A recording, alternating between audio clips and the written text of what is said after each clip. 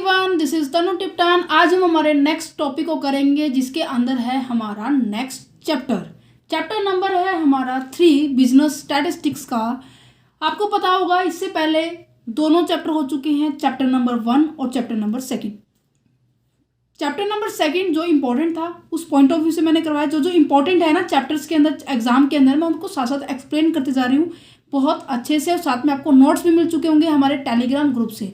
अगर कोई सी बच्चे को नहीं मिल रहा तो वैसे भी आप टेलीग्राम में जाएंगे ना ऐप में, तो ऊपर कंसेप्चुअल स्टडी पॉइंट देखेंगे। 2200 सब्सक्राइबर का एक चैनल है कंसेप्चुअल स्टडी पॉइंट, जहाँ पर सरस्वती माता का लोगो लगा हुआ है, आप वहाँ पर ज्वाइन हो सकते हैं। और वैसे भी मैं आपको लिंक डिस्क्रिप्शन में दे दूंगी, ठीक है। सो आज हम करने वाले हैं हमारा 3rd chapter number 3 classification and tabulation. मैं आपको शो ऑफ कर देती हूँ। देखो क्या लिखा हुआ है, कलेक्शन एंड टैबुलेशन। यहाँ पर कलेक्शन है और पीछे क्लासिफिकेशन है, या क्लासिफिकेशन है, क्लासिफिकेशन एंड टैबुलेशन। कैसे हम डाटा को क्लासिफाई करेंगे, वर्गीकरण करेंगे, और वर्गीकरण करने के बाद कैसे हम उसको टेबल में रिप्रेजेंट करेंगे, वो हम सीखेंगे। और इनके बीच में डिफरेंस आता है, क्लासिफिकेशन एंड टैबुलेशन का मतलब और इनका डिफरेंस, ये एग्जाम के पॉइंट ऑफ व्यू से इंपॉर्टेंट है। 4 नंबर में ये आता ही आता है, ठीक है। क्योंकि मैंने आपको क्वेश्चन पेपर अपलोड किया था, तब मैंने आपको बताया था कि ये जो क्वेश्चन है 100% आता है, हर साल आता है, ठीक है। क्वेश्चन पेपर के लिए हमने आपके लिए स्पेशल एक अलग चैनल ओपन किया है, जहां पर आपको स्पेशल क्वेश्चन पेपर ही मिलेंगे, जिसका नाम है क्वेश्चन पेपर। आप लोगों की डिमांड के कारण ही हमने शुरू किया है, और यहाँ पर आपको हर स्ट्रीम के मोस्टली यूनिवर्सिटी के क्वेश्चन पेपर अपलोड करने की पूरी कोशिश की गई है। सो जिस तरह से आपने कंसेप्चुअल स्टडी पॉइंट के सपोर्ट किया है, इतना भरपूर प्यार दिया है, इसी तरह से आप हमारे क्वेश्चन पेपर चैनल को भी सपोर्ट कीजिए। तो उसका लिंक भी आपको डिस्क्रिप्शन में मिलेगा, ठीक है। अब हम स्टार्ट करते हैं हमारे चैप्टर को, क्लासिफिकेशन एंड टैबुलेशन। तो कोई चैप्टर में ना काफ़ी सारी बातें लिखी हुई है, जैसे कि डिस्क्रीट सीरीज़ के बारे में, कंटिन्यूस सीरीज़ के बारे में, इंडिविजुअल सीरीज़ के बारे में, और जो कंटिन्यूस सीरीज़ है वो भी काफ़ी तरह की दे रखी है। ये हम पढ़ेंगे हमारे चैप्टर नंबर 4 के अंदर।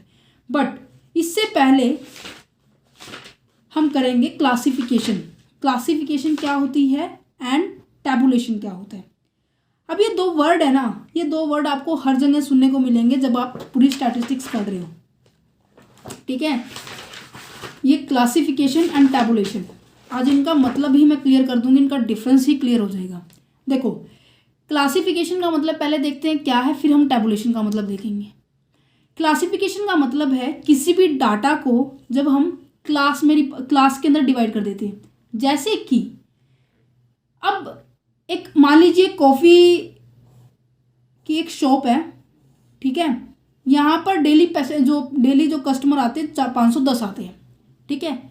अब मुझे ये देखना है कि कितने जो कस्टमर है, कितने कस्टमर मेल है, कितने कस्टमर फीमेल है, ठीक है। मुझे ये देखना है कितने जो है जेंट्स आते हैं, कितनी लेडीज आती हैं, मुझे ये चेकआउट करना है। तो मैंने क्या किया, इस जेंडर को, ये जेंडर ही है, मेल फीमेल, राइट। मैंने इस जेंडर को क्या कर दिया, 2 पार्ट्स के अंदर डिवाइड कर दिया, ठीक है। ये तो हो गया ग्रुप।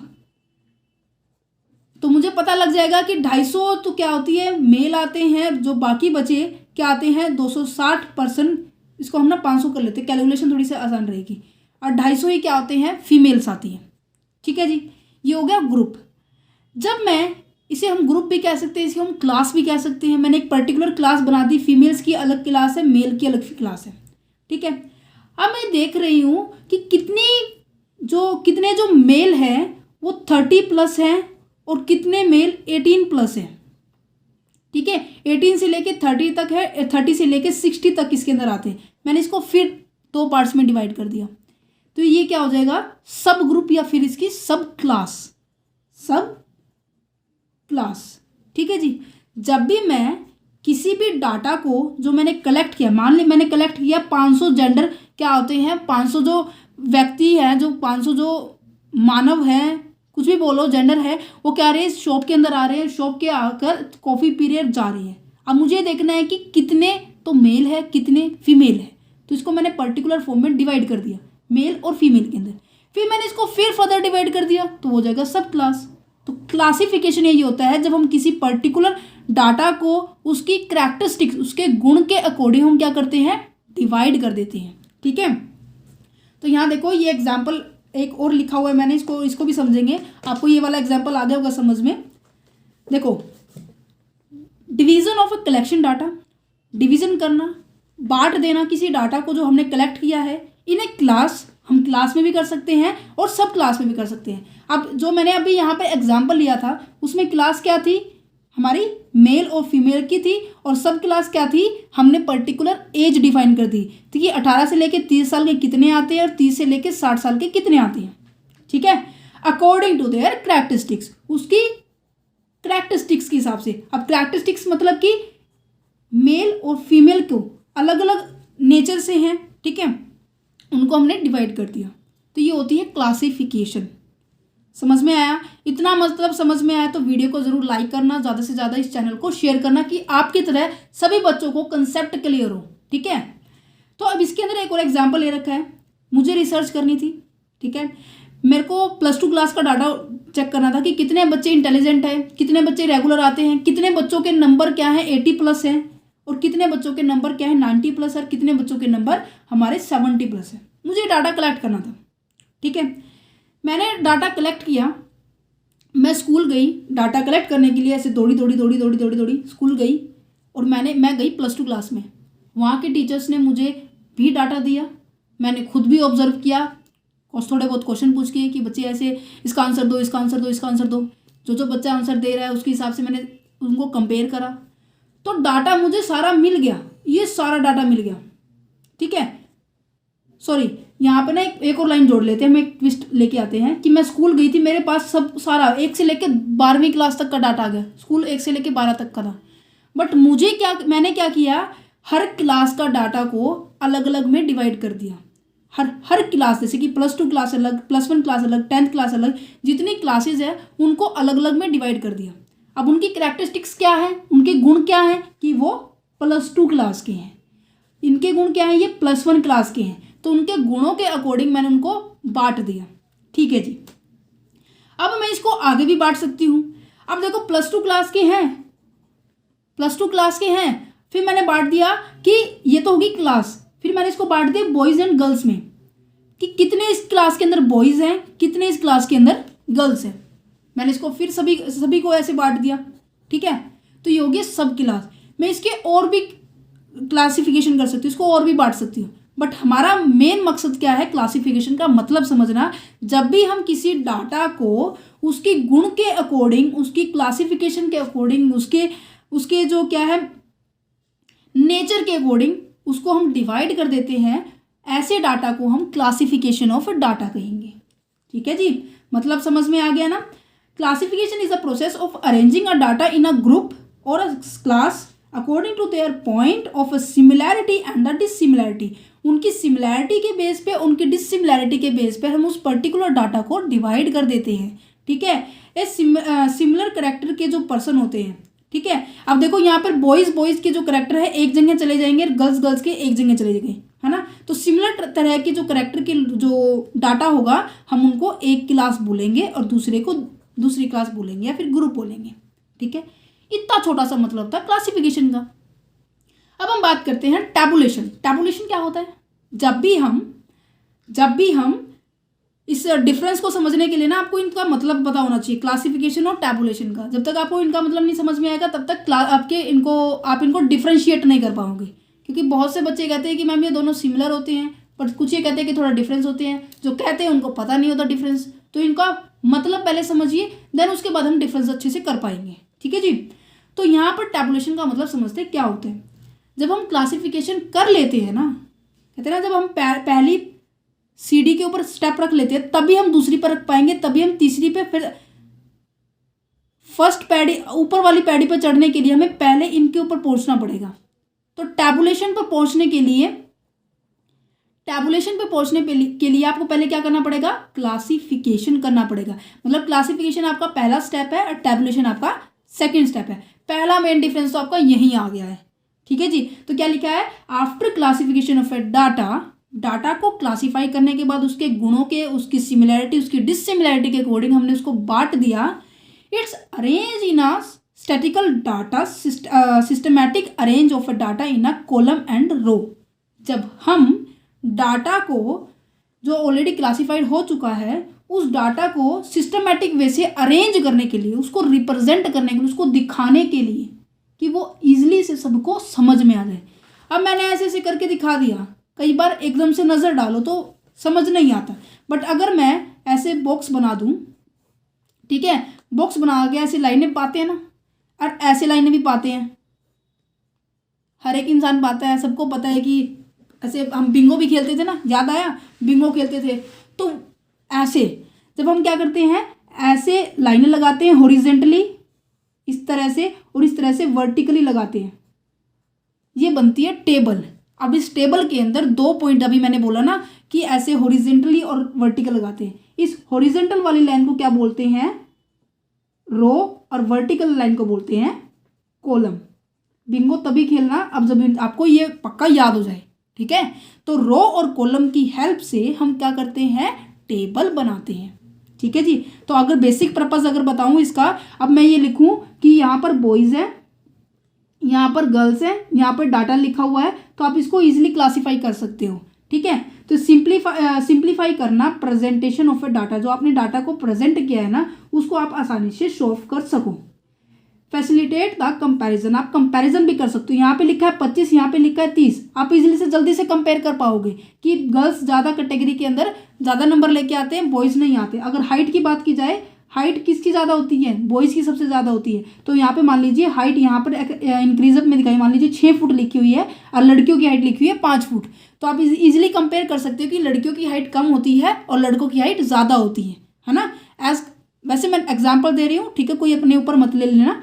तो ये हम जब भी किसी डाटा को ईजिली अंडरस्टैंड करने के लिए उसको टेबल में फॉर्म प्रेजेंट करते हैं, रिप्रेजेंट करते हैं, उसे हम कहेंगे टैबुलेशन करना। और टैबुलेशन तभी पॉसिबल होगा जब हम क्लासिफिकेशन कर लेंगे। क्लासिफिकेशन का मतलब समझ में आ गया होगा, जब हम किसी भी डाटा को उसकी सिमिलैरिटी, उसकी डिसिमिलैरिटी, उसकी कैरेक्टरिस्टिक्स के बेस पे उसको डिवाइड कर देते हैं, उसको अलग कर देते हैं, राइट।